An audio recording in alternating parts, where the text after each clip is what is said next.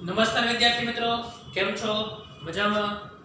અત્યારે આપણે ધોરણ 12 એસએસસી વિષયમાં આગળ વધ્યા છીએ. તો વિદ્યાર્થી મિત્રો, છેલ્લા આપણે શેર ફેરબદલી અને તેનું હસ્તાંતરણ ચેપ્ટરમાં સંપૂર્ણ શેરની ફેરબદલી, આંશિક શેરની ફેરબદલીની વિધિ જે છે આપણે જોઈ હતી. હવે આપણે એમાં જ આગળ 3 માર્કના નવા પ્રશ્ન આગળ વધીએ છીએ કે જે પ્રશ્ન છે અમૂર્ત શેરની ફેરબદલીની વિધિ સમજાવો. ઓલું હતું મૂર્ત સ્વરૂપના શેરની, હવે આ છે અમૂર્ત સ્વરૂપના શેર. જ્યારે સમજાતા કે મૂર્ત સ્વરૂપના શેર એટલે કેવા કહેવાય કે જે ફિઝિકલ શેર હોય, જેને સ્પર્શ કરી શકાય, જોઈ શકાય, એવા પ્રકારના શેર. પરંતુ અમૂર્ત સ્વરૂપના શેર એટલે શું? કે જેને જોઈ શકાતા નથી, કે જે ફિઝિકલ જે છે એ નથી હોતા. ક્લિયર અહીંયા?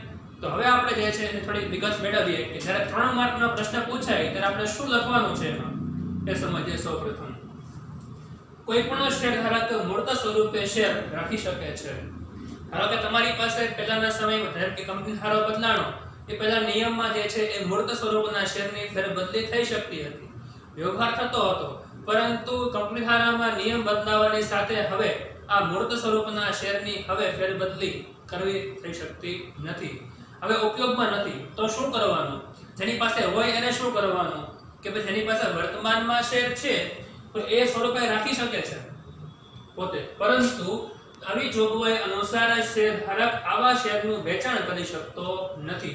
આવા શેર વેચી શકે નહીં, પણ બીજા વ્યક્તિની વાત છે, બીજા વ્યક્તિને વેચી શકતો નથી. તેને જો આવા શેરનું વેચાણ કરવું હોય તો મૂર્ત સ્વરૂપના શેરને અમૂર્ત સ્વરૂપમાં ફેરવવું પડે છે. ક્લિયર અહીંયા? તો કે જો કોઈ પણ શેર ધારક પાસે મૂર્ત સ્વરૂપના એટલે કે પ્રમાણપત્ર સ્વરૂપના હોય, ફિઝિકલ સ્વરૂપના શેર છે, એ શેર પોતે રાખી શકે છે પરંતુ વેચી શકતો નથી.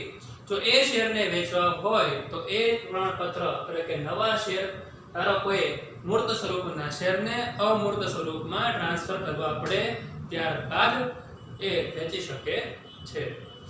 વેચાણ સિવાયનું હસ્તાંતરણ કેટલાક સંજોગોમાં કરી શકાય છે. અહીંયા તમને 1 માર્કના પ્રશ્નમાં પૂછાય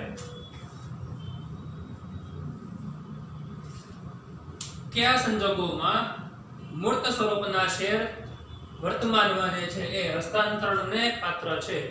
કે પોતાના શેર કોઈને ભેટ સ્વરૂપે આપવા હોય તો. આ ખાસ નોંધજો, જ્યારે કોઈ શેર ધારક પોતાના શેર ભેટ સ્વરૂપે આપે તો મૂર્ત સ્વરૂપના શેરનું હસ્તાંતરણ કરી શકાય છે. ત્યાં સુધી મૂર્ત સ્વરૂપના શેરનું હસ્તાંતરણ થઈ શકતું નથી.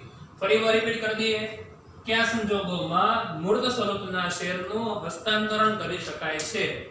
ક્યારે? ફક્ત એક જ સંજોગ, જ્યારે કોઈને ભેટ આપવાના હોય ત્યારે મૂર્ત સ્વરૂપના શેરનું હસ્તાંતરણ થઈ શકે છે. એ સિવાય હસ્તાંતરણ થઈ શકતું નથી, પરંતુ એ મૂર્ત સ્વરૂપના શેરને અમૂર્તમાં ફેરવીને પછી જ આગળની કાર્યવાહી કરવામાં આવતી હોય છે. તો હવે એમાં કોણ કોણ ભાગ લેશે એ આપણે સમજીએ.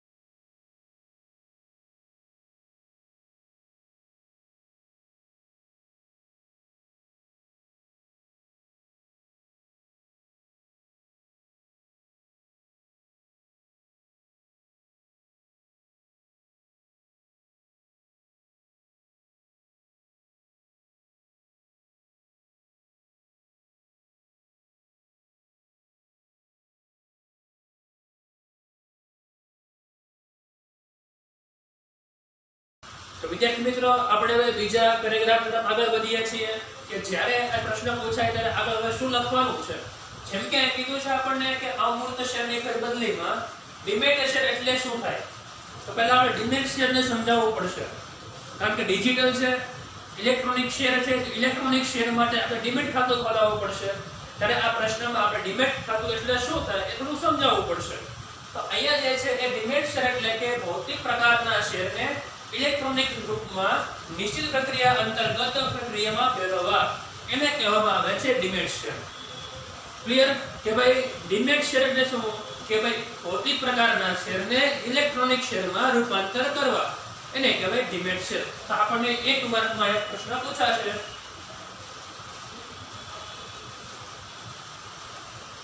ક્લિયર કે ડિમેટ શેર એટલે શું. આપ સૌને ધ્યાનમાં આવી ગયું. ત્યારબાદ છે અમૂર્ત સ્વરૂપના શેરની ફેરબદલી માટે રોકાણકારે ડિપોઝિટરી પાર્ટિસિપન્ટ પાસે ડિમેટ ખાતું ખોલાવવું ફરજિયાત છે. અહીંયા પણ તમને એક માર્કનો પ્રશ્ન પૂછાતો હોય છે કે કોઈ પણ શેર ધારકે શેરની ખરીદી વેચાણ કરવા માટે ક્યાં ખાતું ખોલાવવું ફરજિયાત છે. તો એનો પ્રશ્ન એક માર્કનો જવાબ છે ડિપોઝિટરી પાર્ટિસિપન્ટ, આને શોર્ટ ફોર્મમાં ડી અને પી તરીકે પણ ઓળખવામાં આવે છે.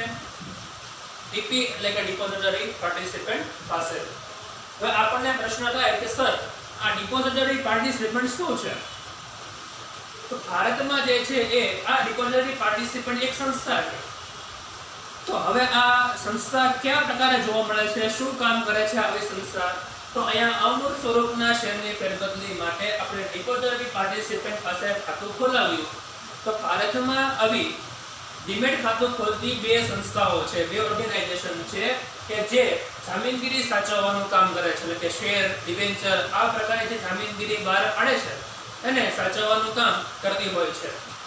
તો મિત્રો ભારતમાં જે છે એ ખાસ કરીને બે સંસ્થાઓ કામ કરે છે. તમને એક માર્કનો પ્રશ્ન પૂછાતો હોય છે ફૂલ ફોર્મ એના કે ભાઈ NSDL નો ફૂલ ફોર્મ છે નેશનલ સિક્યુરિટીઝ ડિપોઝિટરી લિમિટેડ.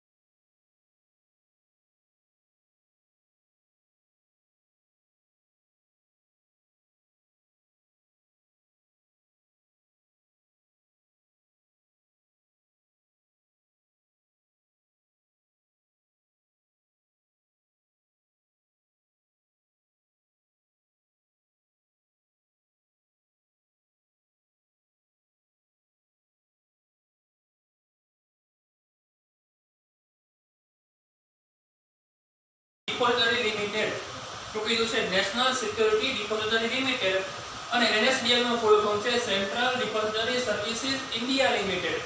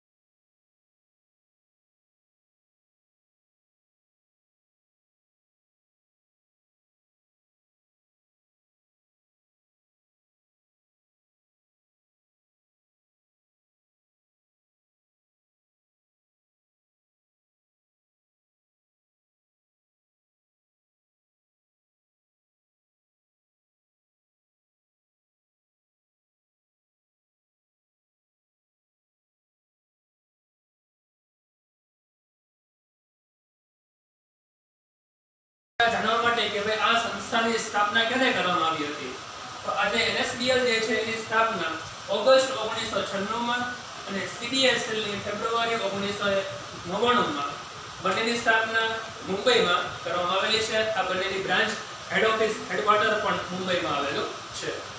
આટલો ક્લિયર.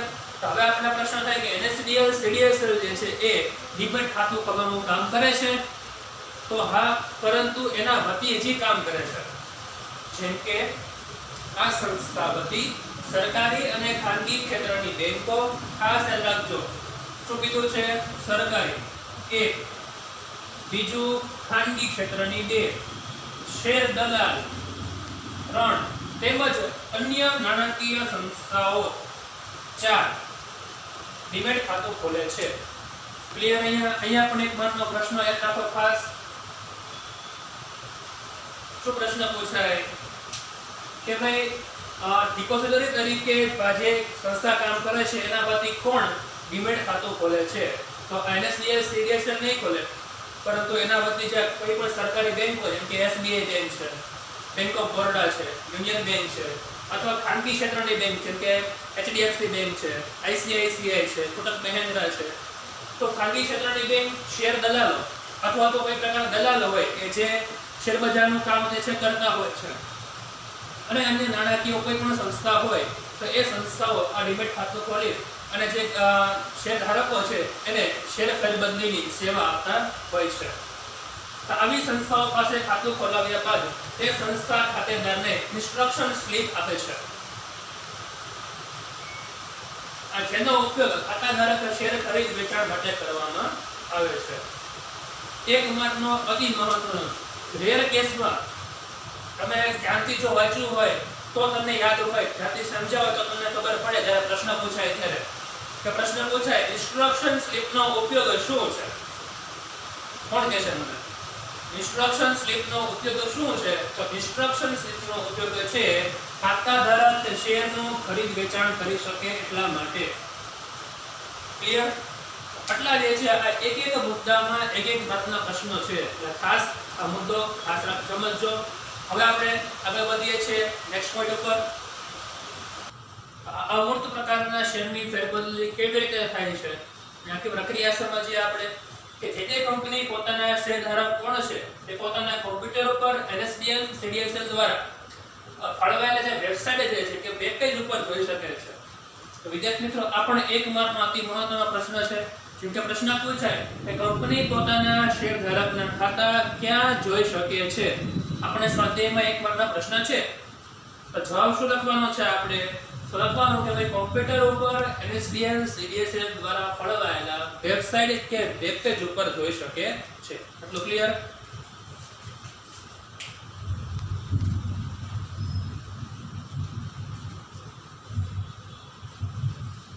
તેનો આ વેબસાઇટ શું છે કે કંપની NSDL CDSL ની પોતાની વેબસાઇટ છે. એ વેબસાઇટમાં જેટલા ખાતાધારકો, ધારો કે તમે ડીમેટ ખાતું ખોલાવો છે તો તમારું નામ, તમે જો NSDL માં ખોલાવો તો એમાં, CDSL માં ખોલાવો તો એમાં તમારું નામ એન્ટર થઈ જાય છે જે તે કંપનીના નામની સાથે. આ કંપનીને પોતાના શેરધારક કેટલા છે, શેર હોલ્ડર કેટલા છે એ જોવું હોય તો શું કરવાનું? તો એ જે છે NSDL ની જે વેબસાઇટ હોય છે એમાં એ શેરધારકની સંખ્યા જોઈ શકે છે. પરંતુ એક ખાસ વાત નોંધવાની છે કે આ કંપની જે છે એ કંપની તેમાં કોઈ ફેરફાર કરી શકતી નથી. ક્લિયર? ખાલી જોઈ શકે છે કેટલા શેરધારક છે, આની શેરની સંખ્યામાં, શેરધારકની સંખ્યામાં કઈ ફેરફાર કરી શકે નહીં, કિંમતમાં ફેરફાર કરી શકે નહીં. ફક્ત કેટલા શેરધારકો છે એ પોતાનો આપેલું વેબ પેજ જે છે એમાં જોઈ શકે છે, કોઈ ફેરફાર કરી શકતા નથી. આ ઇન્સ્ટ્રક્શન સ્લિપના આધારે એજન્ટ, બેંક અને સંસ્થા શેરની ખરીદી વેચાણ કરે છે. તમારે શેર ખરીદવા હોય તમારી જે બેંક જે છે, જે એજન્ટ કહેવાય, NSDL CDSL વતી કામ કરે છે, એ બેંકમાં તમારે જે છે એ ફોર્મ ભરવું પડતું હોય છે. ક્લિયર? આજે આ ઇન્સ્ટ્રક્શન સ્લિપના આધારે જે છે એ આ સંસ્થા કામ કરતી હોય છે અને ખરીદ વેચાણની પ્રક્રિયા ઓનલાઈન કોમ્પ્યુટર ઉપર કરવામાં આવતી હોય છે. જે નિશ્ચિત સમયગાળો છે એ સમયગાળાની અંદર આ કાર્ય કરવામાં આવતું હોય છે. આ બધી પ્રક્રિયા જે છે ઓનલાઈન થતી હોય છે. કેમ કે શરૂઆતમાં મેં કીધું યાદ હોય તો કે જ્યારે કંપની શેર બહાર પાડે છે ત્યારે 3 થી 5 દિવસની મુદત માટેના શેર હોય, 3 દિવસ માટે શેર બહાર 3 દિવસની મુદત માટે શેર બહાર પડેલા હોય તો એ 3 દિવસની અંદર આપણે એ બેંકમાં જમા કરાવવાની હોય, તેના આધારે આ બેંક જે છે એ શેરની ખરીદી વેચાણની પ્રક્રિયા આગળ કરતી હોય છે. હવે પ્રક્રિયા કેમ થશે એ સમજીએ છે. આ તમારે જે છે એ ડ્રો કરેલું છે, એ તમારે થિયરિકલ લખવાનું છે. તમને ટેક્સ્ટ બુકમાં આપેલું છે ઓલરેડી, એ પેજ નંબર 105 ઉપર આપેલું છે. લખી દો 1 મિનિટ એ તમને, જેથી કરીને તમારે પણ જોઈ શકાય. હવે ઈ થિયરી જે છે એને ડ્રો કરેલી છે, તે કરીને સમજવામાં સરળ બને. એક ઉદાહરણ આપો. ધારો કે તમે કોઈ જગ્યાએ વસ્તુ ખરીદવા જાઓ છો તો શું થાય? તમે વસ્તુ ખરીદી, તો વસ્તુ ખરીદી બદલામાં તમે શું આપવાના છો? નાણાં આપવાના છો. અને જે વેપારી તમને શું આપશે? એ વસ્તુ આપશે. એક બેઝ ક્લિયર થઈ ગયો. આ તમે વસ્તુ વેચો છો તો શું થશે? તમે વસ્તુ આપો છો અને સામેવાળા વ્યક્તિ તમને નાણાં આપે છે. બસ એ જ વસ્તુ અહીંયા જે છે એ ખાતાધારક અને બેંક વચ્ચે થતી હોય છે. જેમ કે કોઈ પણ ખાતાધારક જે છે એ શેરની ખરીદી કરે ત્યારે શેર ખરીદ્યા એટલે શું થયું? શેર આપણી પાસે આવ્યા, નાણાં હવે જાશે. તો એકાઉન્ટની ભાષામાં સમજાવો તો શું સમજાવીએ આપણે? કે ખાતાધારક પોતાના શેરની ખરીદી કરતા બેંકમાંથી નાણાં ઉધાર થશે. શું થશે? બેંકમાંથી નાણાં ઉધાર થશે. આપણી પાસે જેટલા પૈસા હોય એમાંથી જેટલી રકમના શેર ખરીદ્યા હોય એટલી રકમ બાદ થઈ જાય, પૈસા ઓછા થઈ જાય. એટલે કે નાણાં ઉધાર થશે અને જેટલા શેર ખરીદ્યા હોય એટલા ડીમેટ ખાતામાં જમા થશે. એટલે કે શેર જમા થશે, પણ ક્યાં? ડીમેટ ખાતું ખોલાવેલું હોય તેમાં. ક્લિયર? પણ ક્યારે થાય? કે જ્યારે શેર ધારક શેર ખરીદે ત્યારે. હવે એના કરતા વિરુદ્ધમાં કોઈ શેર ધારક પોતાના શેર વહેંચે છે ત્યારે શું કરવાનું? કે જ્યારે વેચાણ થાય ત્યારે શું થશે? આપણી પાસે કિંમત નાણાં જે છે આવશે. એટલે કે શેરની કિંમત જે છે એ શેરના નાણાં જે છે એ આપણી બેંકના જે ખાતું જે છે એમાં જમા કરવામાં આવશે. અને શેર શું થશે? ઉધાર થશે. એટલે કંપની બેંક જે છે એ ડીમેટ ખાતામાં જેટલા શેર વેચ્યા છે એટલા શેર જે છે ઉધાર કરશે, આપણા શેર ઓછા થશે અને આપણા બેંકમાં નાણાં જમા થશે. ક્લિયર? આ તમારા થિયરીમાં લખવાનું છે, જેથી કરીને આ સમજાય છે એટલા માટે ડ્રો કરેલું છે. એકવાર ઝડપથી રિપીટ કરી દઈએ, છેલ્લા મુદ્દો સમજીએ. કે ખાતાધારક ખરીદી કરે ત્યારે બેંકમાં શું થાય? નાણાં ઉધાર થઈ જાય, ઓછા થઈ જશે અહીંયા. અને જેટલા શેર ખરીદ્યા છે એ બધા શેર સાથે જમા, પણ ક્યાં? ડીમેટ ખાતામાં. અને જો વેચાણ કરશે તો શેરની કિંમત જે છે એ નાણાં જમા થશે, વધશે, અને શેર જે છે એ ઓછા થશે.